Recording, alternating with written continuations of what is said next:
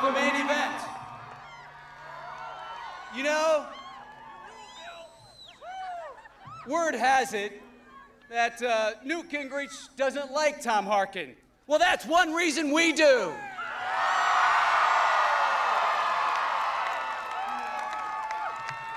You see, Newt is mad at Tom because when Gingrich and his crowd tried to double Medicare premiums for seniors, Tom Harkin stood up and said no. Tom said we ought to cut Medicare waste first, and he's already saved taxpayers $1 billion doing just that. And when Gingrich tried to increase college costs for the middle class, Tom Harkin said, not on your life. And when they tried to cut thousands of Iowa kids out of remedial math and reading programs, Tom got that money back. You and I know that's because Tom Harkin fights for people. That's why he fights so hard for education. That's why he's working for agriculture and ethanol and keeping our Iowa small businesses strong. And that's why he authored the Americans with Disabilities Act that we're very proud of here. You know, I just saw a study that said that 800,000 Americans are now working because of Tom Harkin's legislation. That's progress. I can define and you can define Tom Harkin in 3 simple words: on our side. And Tom, we're going to make sure you stay right where you are in the Senate and on our side for 6 more years. Ladies and gentlemen, our fighter, our friend, Senator Tom Harkin.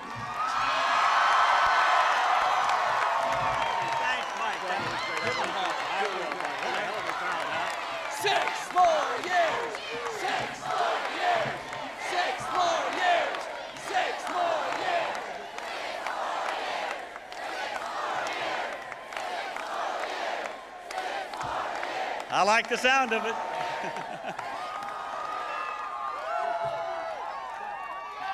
Thank you. Thank you very much. Thank you. Thank you very much. Thanks for that very great Iowa welcome. I want to thank the best Democratic state chair in the entire United States, Mike Peterson, right here.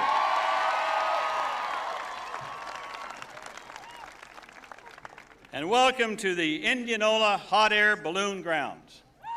Now, I can't resist it. You all know the definition of a hot air balloon. Well, if you don't, I'm going to tell you right now. Hot air balloon, well, that's a big bag filled with a lot of hot air. But I'm not going to talk about Rush Limbaugh.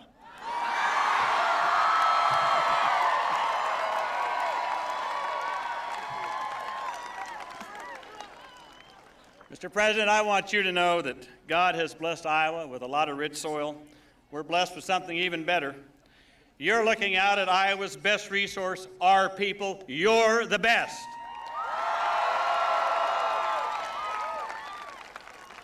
I want you to all know you're a part of history today. This is the largest crowd ever for a Harkin steak and chop fry.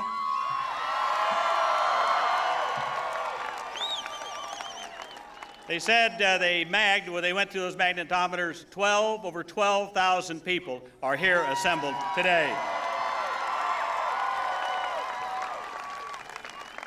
And I want you to know this is a 100% volunteer effort, and our volunteers gave 200%. Please join me in thanking all of the volunteers who work day and night to make this possible.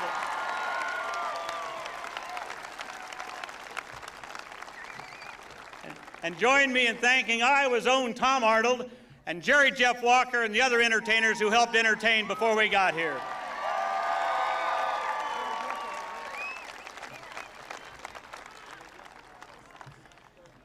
And I want to introduce to you the best family that any man could ever hope to have. I've been blessed beyond anything I've ever deserved. I want to introduce to you my wife, Ruth, our daughters Amy and Jenny Harkin, right here.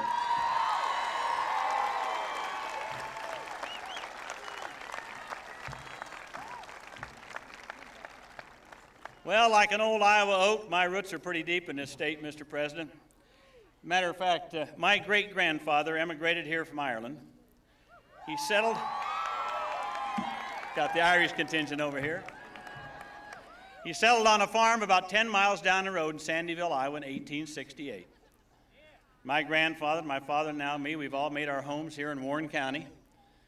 And I just want you to know that no matter where I travel, no matter where I've been, whether it's been in uniform serving our country overseas or serving you in the United States Senate, this is my home. Iowa is in my bones.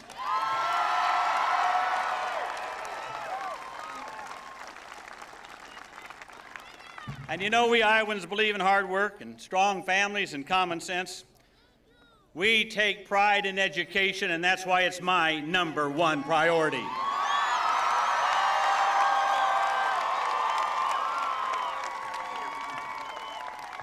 Now, I'm told we have 30 buses of students here. I'm proud. Look at all of them.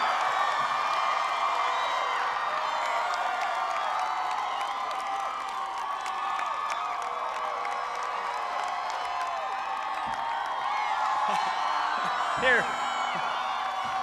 Let's hear it for the students. They're great.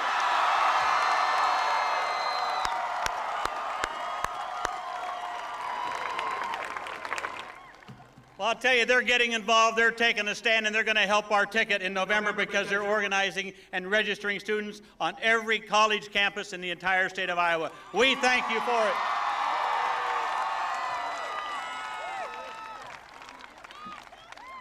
Well, you know, last month we had both the Democratic and Republican conventions. We saw the differences between Chicago and San Diego.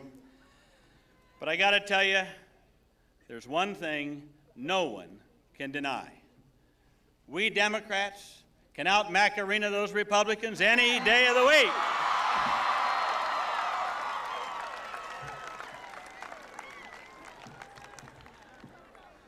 Heck, even Al Gore standing still moves faster than that other crowd does. Well, they may not be good at the Macarena, but they sure can dance around the issues. But we tackle them head on and we fight for working people. Well, today, our president has come here to share with us his vision for leading America into the next century, for building a bridge to the future. And Mr. President, we've come here today to say we're going to help you build that bridge, and working together, we're going to do it.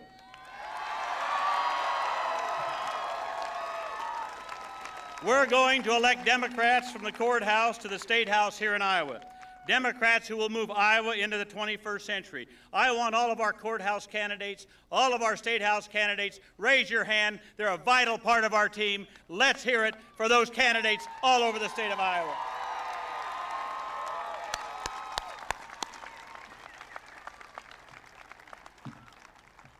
And we're going to send a new Iowa team to the House of Representatives in Washington. And to you, Mr. President, and to my fellow Iowans, I'm proud to present our lineup for victory. Our next congressman from the 1st District, Bob Rush, right here, Cedar Rapids, Mr. President.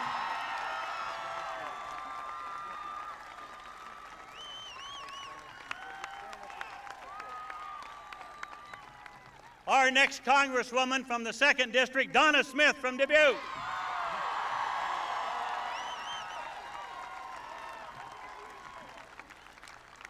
And our next congressman from this district, Leonard Boswell, Davis City.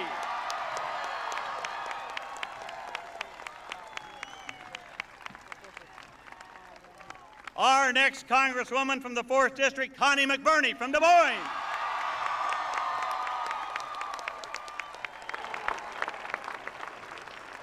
And our next congressman from the 5th District, Mac Smith from Sioux City. There they are, folks, a new Iowa team for a new century. Let's hear it for our congressional candidate.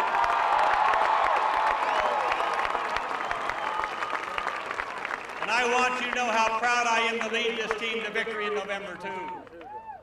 Because our agenda looks to the future. We want to put families first, not the special interests. We want to target tax cuts to help the middle-class families for education and child care. We want tax cuts that will help our farmers and our small businesses to get ahead. But hear me well. I said targeted tax cuts. America needs a raise. Donald Trump doesn't.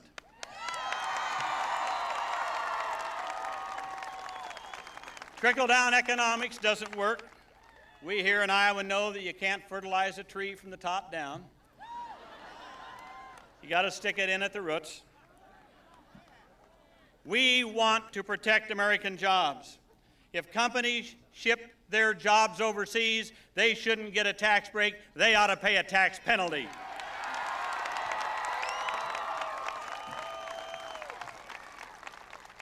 We want fair pay for women in the workplace. Today, women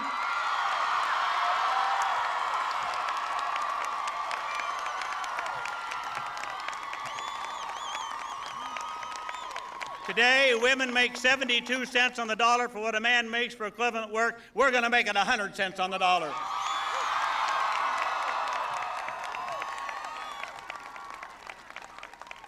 And we want to invest in education and new technology and medical research.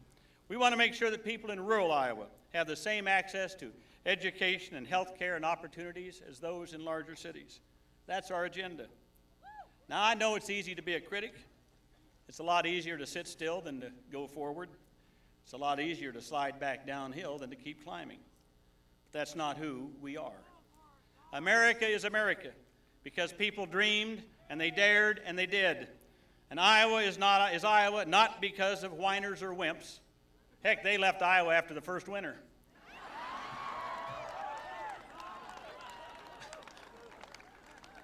Our state and our country were built by people who came together and worked together and moved forward together.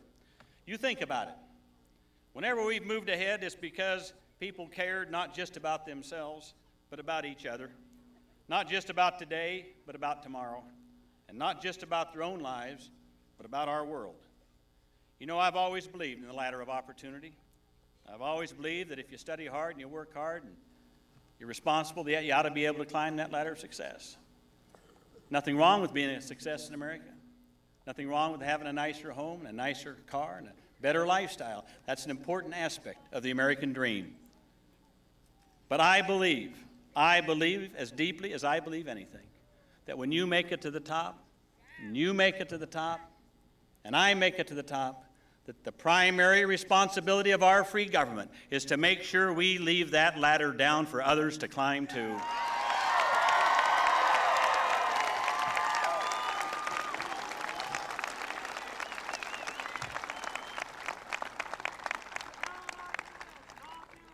Now, I didn't say an escalator. I didn't say an escalator. There's no free ride. There shouldn't be a free ride. You see, with a ladder, you still have to exert energy and effort and responsibility to get to the top. But the structure is there. Now, sometimes a few rungs in that ladder are broken. We got to fix them. Sometimes people can't climb that ladder no matter how hard they try. When I saw my brother Frank and 43 other million Americans with disabilities who couldn't climb that ladder no matter how hard they tried, I said, we got to do something else. And we did. We fixed it. We built another kind of a ladder. We built a ramp, and we called it the Americans with Disabilities Act.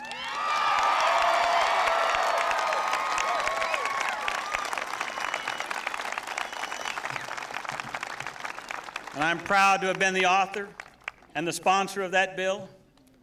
This summer, a report came out, as Mike Peterson said, 800,000 Americans with disabilities working today that weren't working before. But you know, there's not one nickel in a handout in that bill, not one giveaway. You see, with the ramp, you still have to exert energy and effort and responsibility to get up it. But now they can do it because we've broken down the barriers. We provided the structure. That's what I mean by a ladder or ramp of opportunity. But there's another name for it. It's called the American dream. And keeping that ladder down and keeping that dream alive is the mission of our campaign. We want to move America ahead without leaving anyone behind. And we want to work with our president to build that bridge to the future. And we're going to cross that bridge together. So we're reaching out, because I don't believe in the math that says that you can add votes by dividing people. So let me tell you,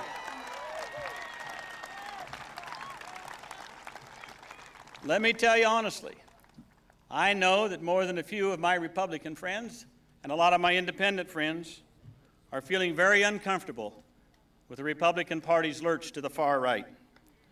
Well, I say to all Democrats, independents, and moderate Republicans, join us.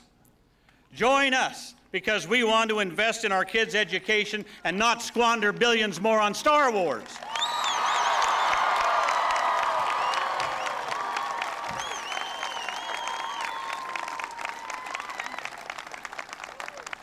Join us. We want to cut the waste in Medicare, not the benefits. Join us. We care about protecting the environment, our clean air and clean water. Join us. Join us. We want to take the assault weapons off the streets and put our police on the streets.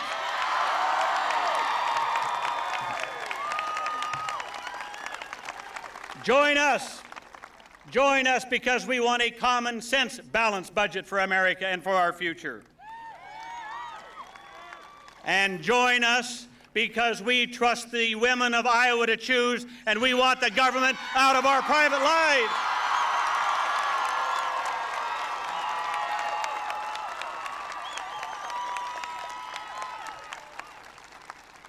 So join us, we tell them. Join us, and we'll make this country a better place. And I want to thank all of you here today for joining us and being a part of our Harkin team. Thanks for your support and friendship this year and through all the years. We've accomplished a lot together, but we got more to do. We can't slide back downhill. We've got to keep climbing. We've got to keep building. So we need you to get out there and work hard to spread our message to your friends and your neighbors, your co-workers, to the people of Iowa. Help us get people registered. Help us get them out to vote on Election Day. 51 days left. I know you all work hard. I know you work at your jobs every day. You've got kids in school, a lot of you. You've got your kids' sports and your kids' things to attend to, and I hope you do. And I know that on a weekend, on a Saturday, it's nice to get out and do some yard work or kick back and watch the football game on Saturday afternoon. Heck, I like to do that myself. But think about it. We got 51 days, my friends. 51 days to decide what the next century is going to start like. 51 days to decide the future of our kids who are here. So I'll tell you what, I'll make you a deal. I'll make you a deal. For the next 51 days, you get out there and fight for me. For the next 6 years, I'll fight for you in the United States Senate.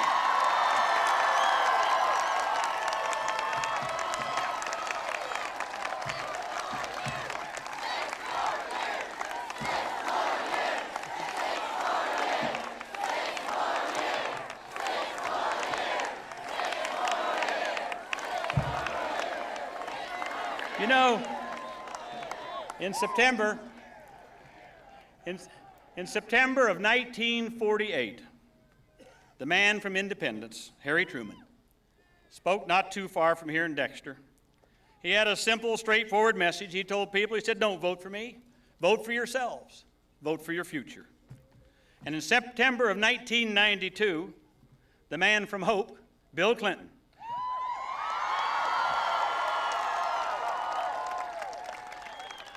spoke right here at these grounds, and he carried the same message.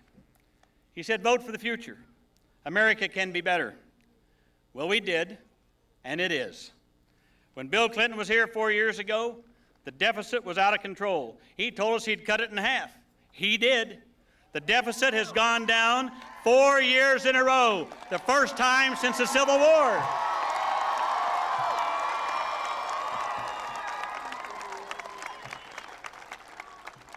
Four years ago, Bill Clinton told us he wanted to reward work and strengthen families. He did. He signed the Family and Medical Leave Act, and he raised the minimum wage.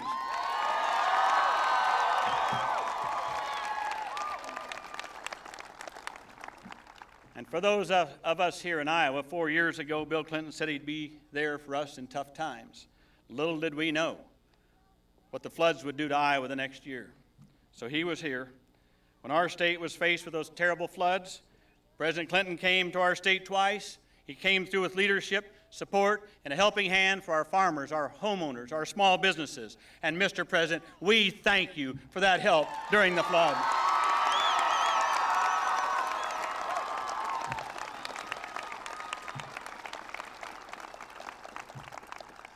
Four years ago, Bill Clinton said he would cut the size of the government. Well, he did.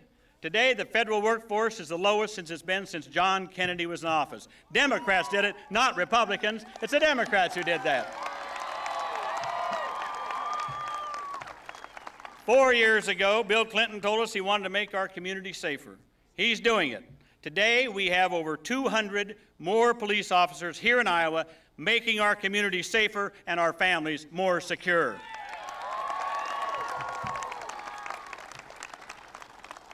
And 4 years ago, Bill Clinton said he was going to get our economy back on track. Well, he did. Today, productivity is up, consumer confidence is up, and jobs are up. So here we are again in Indianola. It's 4 years later. We are back. Our president is back. And so is America.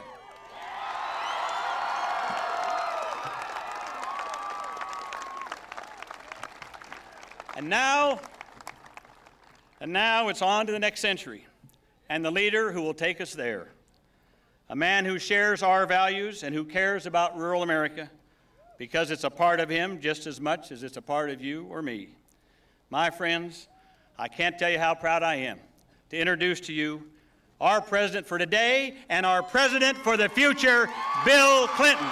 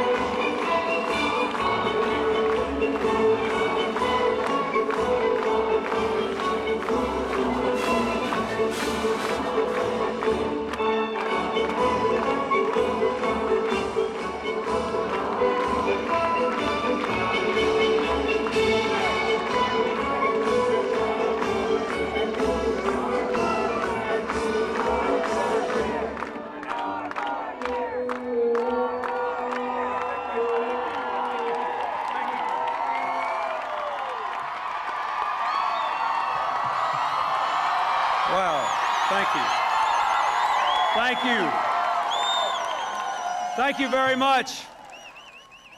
It's good to be back. How many of you were here 4 years ago? How many of you weren't here 4 years ago? 4 years from now, we're going to have to rent the next farm to have this. Let's keep going. Let me say to all of you how very happy I am to be here. I'm sorry I wasn't here from the beginning. I'm sorry I missed Tom Arnold and my buddy Jerry Jeff Walker. Maybe they'll pay a little on the way out while I'm shaking hands. But I'm glad they came here, and I thank them both for being here. I want to thank those who are here to support us: Attorney General Tom Miller, Agriculture Secretary Dale Cochran. Mike Peterson gave a heck of a speech up here a few minutes ago. He'll be a good candidate someday. I want to thank Mayor Kelly of Indianola, Mayor Davis of Des Moines. I want to thank Tom and Ruth and Jenny and Amy for serving the state of Iowa. I want you to know that Ruth Harkin has played a major role in the efforts that our administration has made to sell more American products around the world and get more American investment and have fair as well as free trade. And I thank her. You should all be very proud of her for the work she did as head of the Overseas Private Investment Corporation.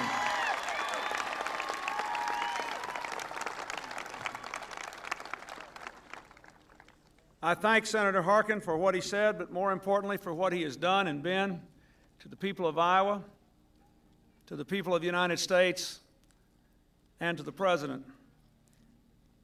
He has been nothing short of magnificent in his service to our country and to this state in the last 4 years since I've been in Washington.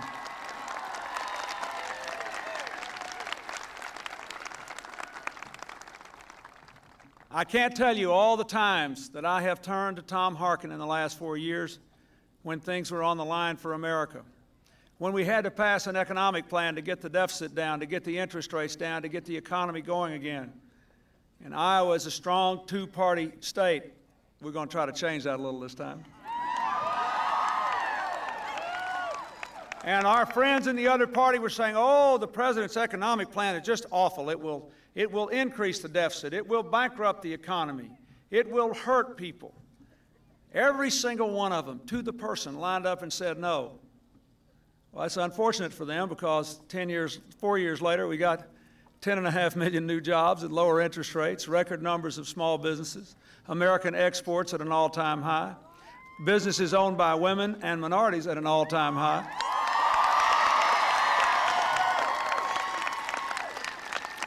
They all said no, but Tom Harkin said yes. We've got a 7.5-year low in our unemployment rate. Thank you, Tom Harkin, for making the difference and for fighting for us.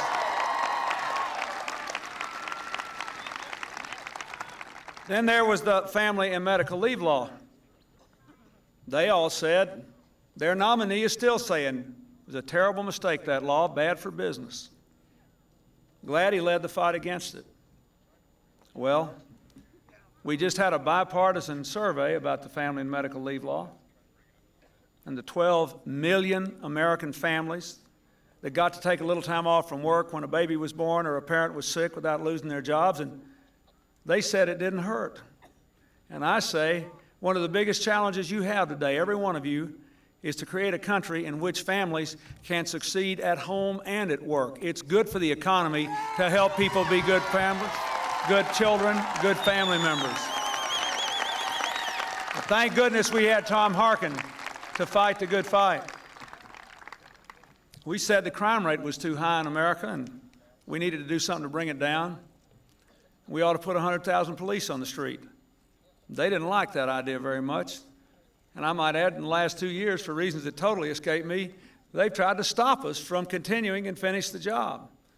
But for the first time in who knows how long, the crime rate has gone down in America for 4 years. And if you leave Tom Harkin on the job and give us a little help, we'll take it down for 4 more years so the American people can feel safe on their street.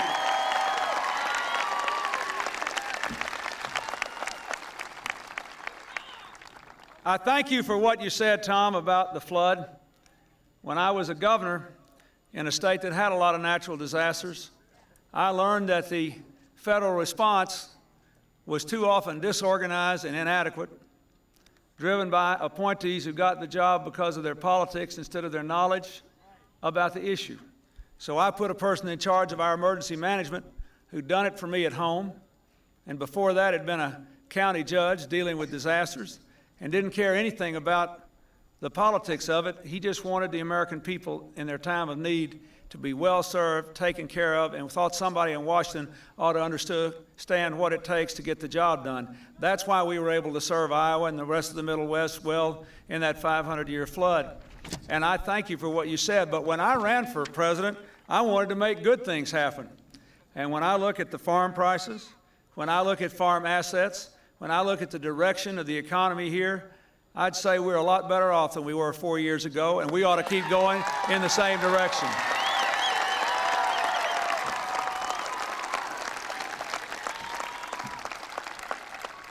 Let me say to you, to echo what Senator Harkin said, this is a huge election. This is the last election of the 20th century to elect the first president of the 21st century. At a time of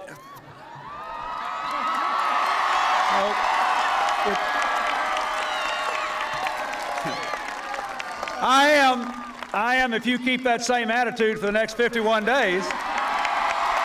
Thank you. But I want all of you to think about this. You have to understand what is at stake. That's why this Senate race is so important. That's why these 5 fine people behind me who are running as our candidates for the House are so important. If you look at the challenges facing our country, in spite of everything, we clearly had the ability to balance the budget in the last 2 years. And they said, we're going to shut the government down if you don't do it our way. We're going to give you a tax cut, Mr. President, and people in your income group, whether you want it or not. And we're going to cut Medicare. We're going to walk away from the guarantee Medicaid has given for 30 years to middle-class families whose parents were in nursing homes, who had children with disabilities. And if you don't like it, we're going to increase the cost of student loans. We're going to cut Head Start. We're going to cut the Safe and Drug-Free Schools program. We're going to wreck 25 years of bipartisan commitment to preserving our environment. We're going to raise taxes on the 9 million Americans with the lowest incomes with children in their house. That's our balanced budget plan. If you don't like it, we're going to shut the government down. And I said, the Democratic Party does not love the government. It loves the people. The government should serve them. Shut her down. Shut her down. And yes, after you and the people of this country, all over the country, got their attention with repeated public opinion polls and strong disapproval of what was going on, they said, oh, well, maybe we'll allow some good things to happen. So we got the minimum wage increase, and we got the Kennedy-Kassebaum bill, and we made it easier for small business people to take out retirement plans, and we did a lot of good things. But don't forget what is really hanging in the balance. Don't forget what those budget battles said. I'm telling you, folks, there is a new Democratic Party. We have proved that we are the party of responsibility when handling people's money. We did lower the deficit 4 years in a row for the first time since before the Civil War. I'm proud of that. But we did it in a way that kept faith with the children of America and the parents of America and the disabled of America and the people who deserve to go forward with us together. We need more help in that way. We proved that we would bring the crime rate down. They tried to convince every hunter in my state that they were going to lose their guns if we banned assault weapons and passed the Brady bill. And by the votes in '94, they did a good job of their efforts. They got a real problem now. We've had 2 hunting seasons. There hadn't been a hunter in America lose a rifle. It's inconvenient for their rhetoric. But you know what? 60,000 felons, fugitives, and stalkers did lose the right to get a gun to keep brutalizing the American people. We were right and they were wrong.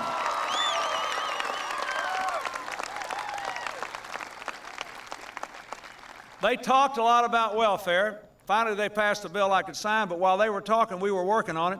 You know there are nearly 2 million fewer people on welfare today than there were when I was here 4 years ago. 2 million people moving into jobs, working, supporting their families. So I say to you, we need people who believe in work and family, who believe in opportunity and responsibility, who believe in community in the Congress. And therefore, I want you to send Tom Harkin back to the Senate with the largest margin he has ever received, and send these folks to the House of Representatives to help us do the job.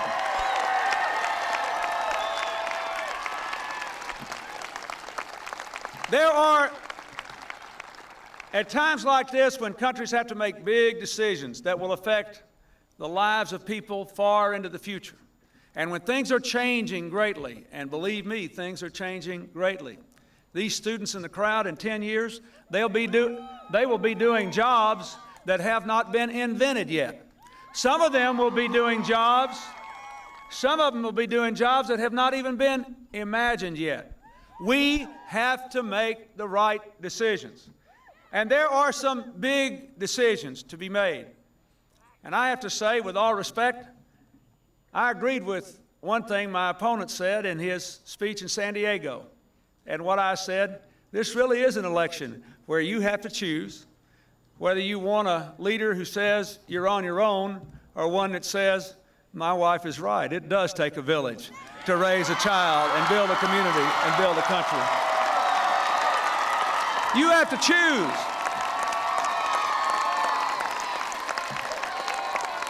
You have to choose. You have to choose whether you believe, as Senator Harkin said, and those politicians who are always looking for what they call wedge issues. Oh, this is a great wedge issue. We can divide the American people, get them all torn up and upset, and we can get in power. Or whether you believe, like me, that we've had enough of that who's to blame business, and it works better, and we've proved it works better if you say, forget about who's to blame, what are we going to do to make a greater country for all the American people and pull the American people together? We have to choose. Most important of all, we have to choose whether you believe this election is about trying to build a bridge to the past, which nobody has ever done or ever will succeed in doing, or whether you're willing to join with me to build a bridge to the future we can all walk into the 21st century across proudly together.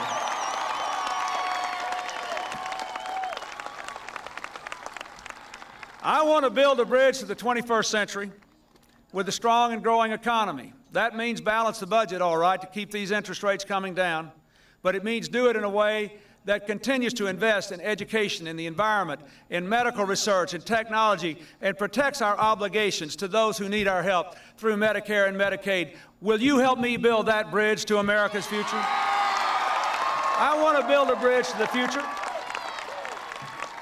that will help our economy to go through the right kind of tax cuts. It is in this administration that we have increased by 250% the tax cuts available to small businesses who invest more in their business, to grow the business, to hire more people, to become more productive. But it has to be the right kind. I want a tax cut that's targeted to people who will use it for education, for raising their children, for buying that first home, for dealing with medical emergencies. An IRA that you can withdraw from without any tax penalty for education or medical costs or buying a first home. A $500 a child tax credit. An education credit. Things that we can do that will grow this country. But I'll tell you something, folks. Mine are paid for, and we've got to pay for them. We don't want to go back to that old time when we promise you a tax cut on the one hand and wreck the economy on the other. Now, last year, the leaders of the other party said something that I agreed with, and I want to tell you what they said last year before the election started. They said if we get off of this balanced budget plan, if we don't have a plan to keep bringing this deficit down, interest rates will be 2% higher. Now, I want every farmer in this crowd, every business person in this crowd, every student in this crowd, every family in this crowd to think what that means. Think what it would mean to have 2% more on your credit card payment, your car payment, your home payment, your farm loan, or your business loan. I don't think we want that.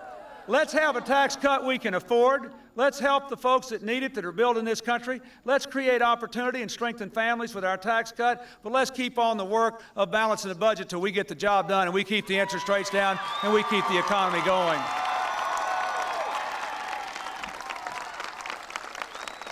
And I want to build a bridge to the 21st century where America continues to sell its products around the world. I'm proud of the fact that our exports, and yes, our agricultural exports, are at an all-time high. If you'll give us 4 more years, we'll add pork to those exports. We'll be selling them all over the country. The world in Iowa will be better. Will you help me build that bridge to the 21st century? But let's face it, you and I know the most important thing we could do to build the right kind of bridge to the 21st century is to give every single child in America the opportunity to have a world-class education. And I just want to mention Iowa. Iowa, for years and years and years, has led the way in proving that a good education builds good citizens, strong families, strong communities, successful careers, and a greater country. Iowa has led the way. Every child in America deserves the education that the people of Iowa have given their children for decades, and I'm going to do my best to give it to them if you'll give us 4 more years. And I just want to mention 2 things that I think are important parts of building that bridge. We have the opportunity right now, because of technology, because of the internet, because of the World Wide Web, because of all these things that all these young folks here know a lot more about than I do. We have a chance to do something that this country has never done.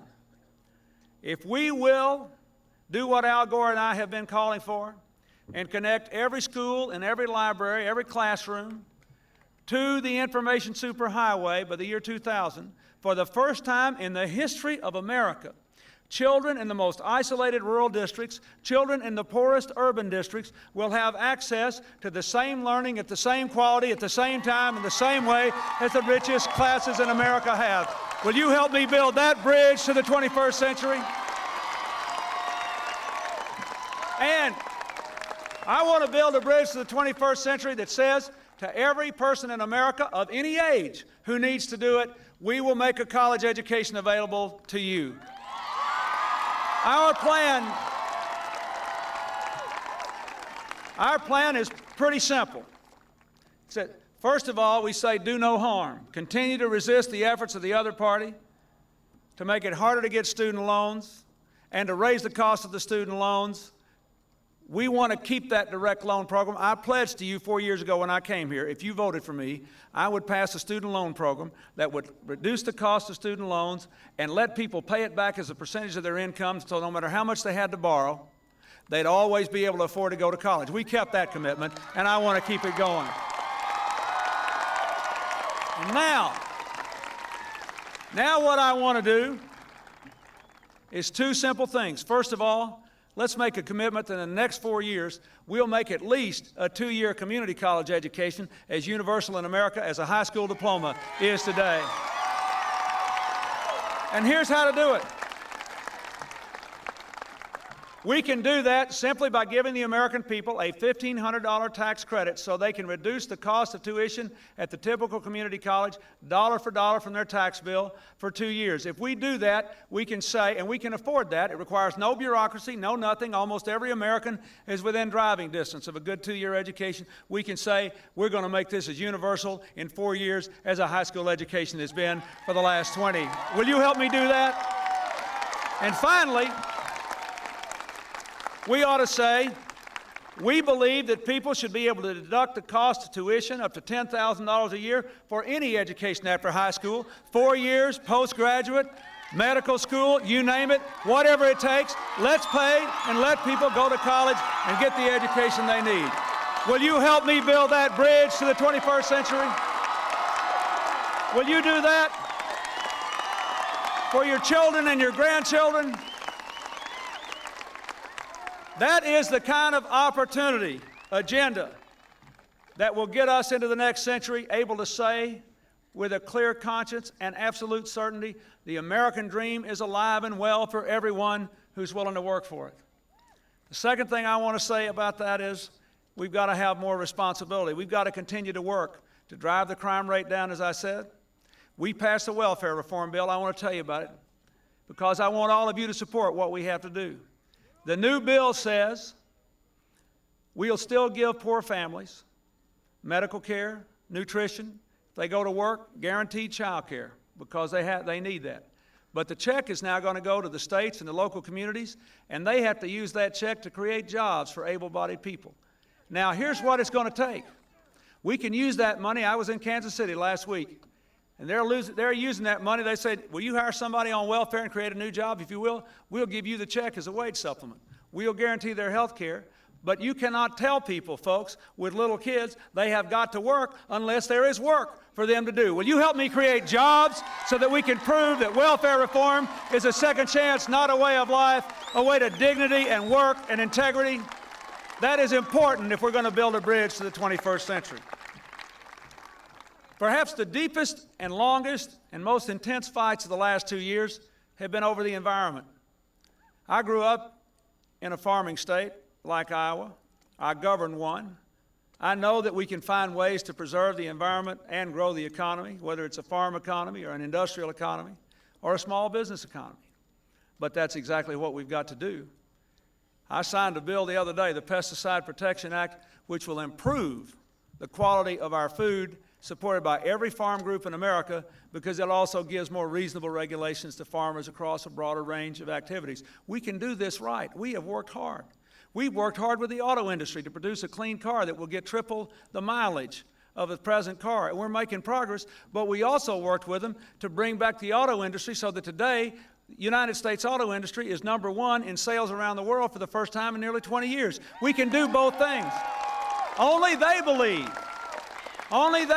you have to hurt the environment to grow the economy. That is not true. And let me just give you one example. We closed more toxic waste sites in the last 3 years than they did in 12. But it's not enough. There are still 10 million, think of this, look at these kids here. There are still 10 million American children living within 4 miles of a toxic waste dump. So if you give us 4 more years, we'll close 500 more, the 2/3 worst, and our kids will be growing up next to parks, not poison. Will you help us build that kind of bridge to the 21st century?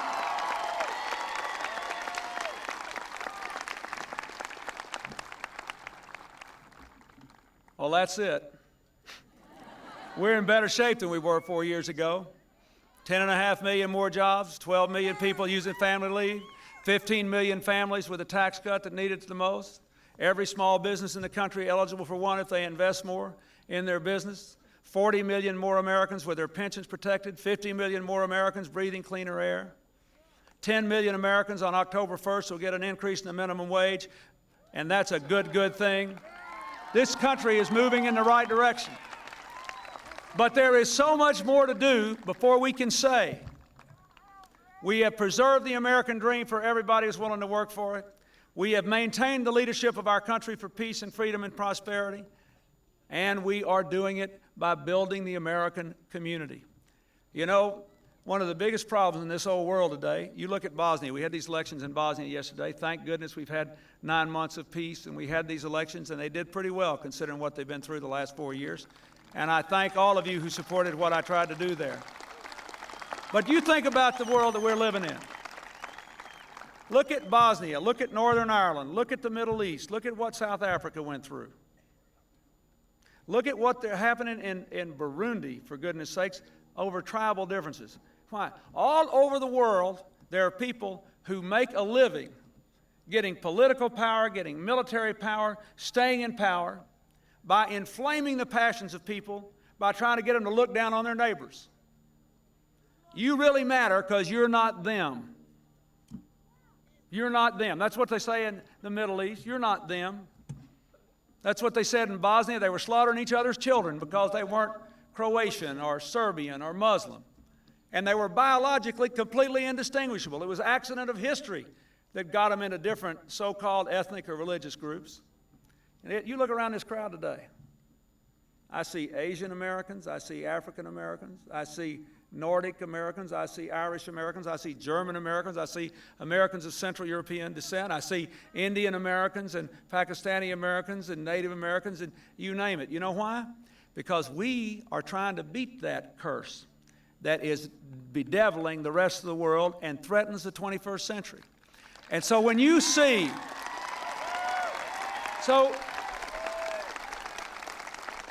that's the last thing I want to leave you with. I don't want to build a bridge that you only get to walk across because you're better than somebody else, because of an accident of birth. I want to build a bridge that anybody can walk across if they say, I believe in the Constitution, the Declaration of Independence, the Bill of Rights. I believe in the fundamental dignity of all people. And if you're willing to show up for work tomorrow, play by the rules, and love this country the way I do, I'll hold your hand and we'll build a bridge we can walk across together. And if you'll do that, we'll have a great victory in November. Thank you, and God bless you.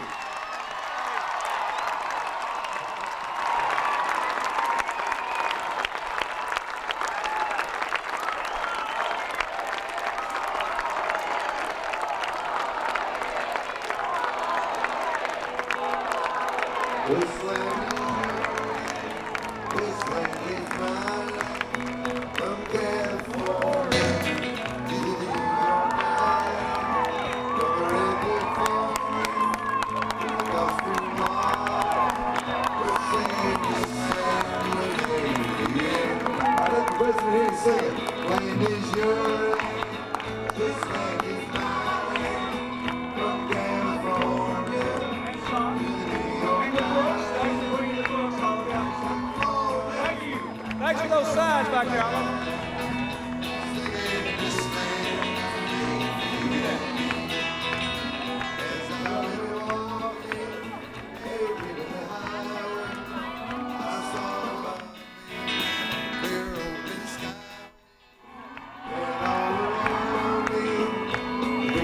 sweet